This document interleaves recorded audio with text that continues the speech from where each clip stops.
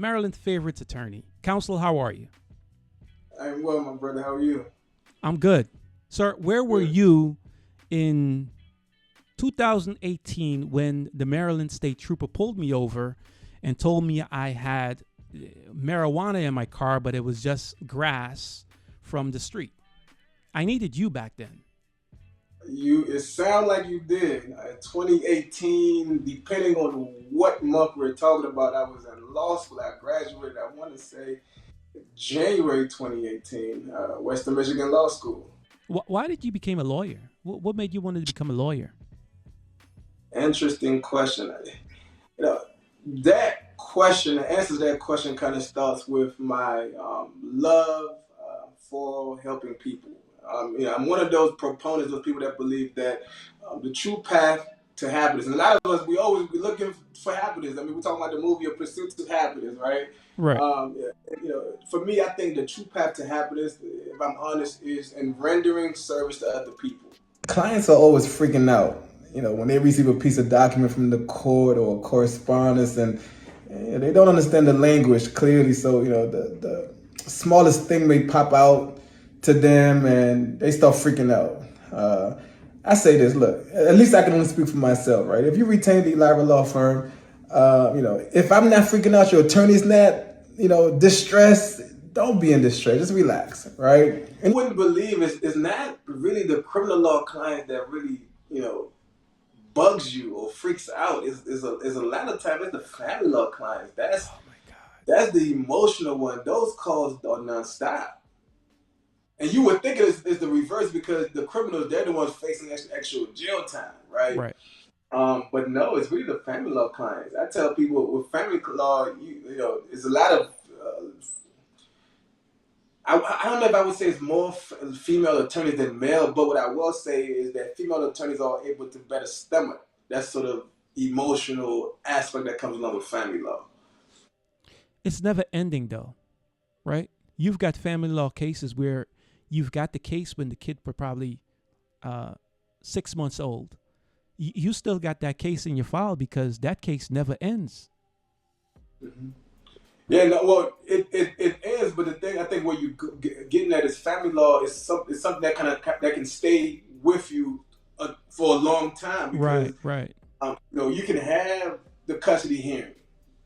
You think it's done, but then something happens. Then the former client now calls you. They want to modify the order because something happens, and then that happens, or maybe they want to file contempt because that other party is not following or abiding to what the order says. And then, and some years later, well, I need to file something else because now I owe so much arrears for child support. It's always good though. It's always good to have a lawyer who has a good rapport, not only with the clerk and but with the judge as well, because judges they're just kind of neutral. They want to hear case laws, like support your argument with some case laws, with precedent, so to speak, right? You're right. Two things: the judges do not like to be reversed, and they are supposed to be neutral, absolutely. But then the other, on the other hand, you have to consider is that judges are just attorneys with a robe, right? They're human, right? Yeah, true. So it's important to have that rapport. But no, absolutely right. Precedent, case law, it matters because even if the judge may have some sort of biases, but if you have some case law and then here's the facts, they kind of have no choice but to go with the law that favors those facts, right? You are from Caribbean descent, Haiti. You graduate from law school. What was that conversation like with your parents when you got that degree in your hand? You're there. You're a lawyer now. I came from Haiti when I was 5 years old. Son of immigrants. I'm the third of 8 siblings. And of course, my parents couldn't be more than proud. I am sure during the holidays, even not during the holidays, your family are having discussion with the unsettling situation in Haiti. What are your thoughts on that? Weigh in on that for a moment for me. Well, it's both emotional, frustrating.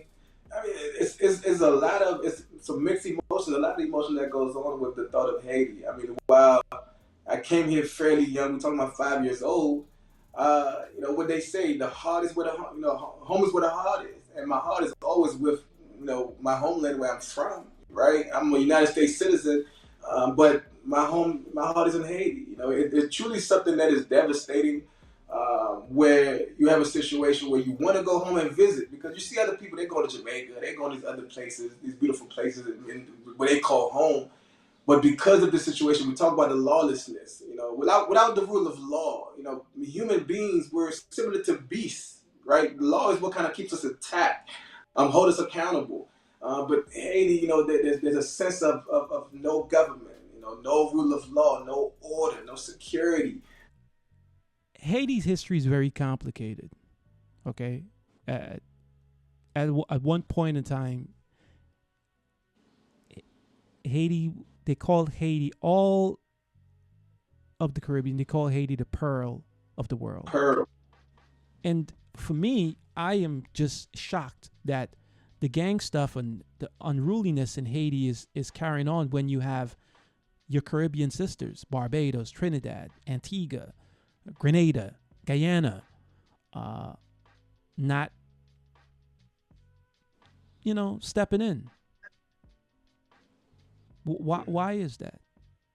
And to really answer your question about these different places who are not coming to the aid of Haiti, that's another phenomenon in itself. We're talking about Haiti after, kicking out, winning our independence. We're talking about a group of slaves. Now, this is the first country ever in history where the slaves revolted and took over and formed their own government, kicked out, their oppressors. That is, something that's unheard of. Again, the first ever, right? And after doing so, as you so articulated, my brother, we went out and assisted other countries. We're talking about Chile, all the Caribbeans assisting these people in gaining their own independence. Correct. But then now we're at a situation where we need help. Like you said, nobody's coming to our aid. That's a really questionable situation there. And the other thing I want to say about Haiti, we're talking about the first country to abolish slavery ever. Before you go, man, I want you to talk to me about your youth engagement. You've done a couple, but your most recent, you had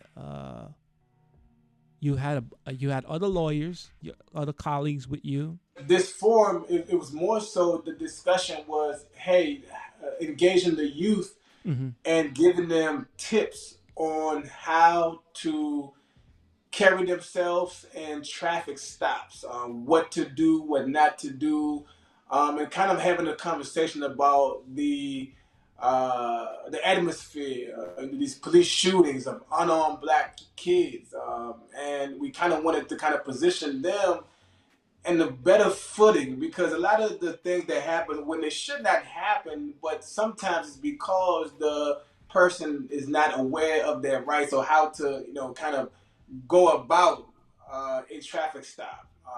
And it's in a situation where you almost in a losing battle, so you have to kind of address yourself accordingly. And so we was kind of giving them those sort of jewels. It was definitely an honor and a privilege to be in the forum with these notables. I think I need to do more. We all need to do more because again, there's a disparity in the criminal justice system, disparity, representation when it comes to lack of lawyers.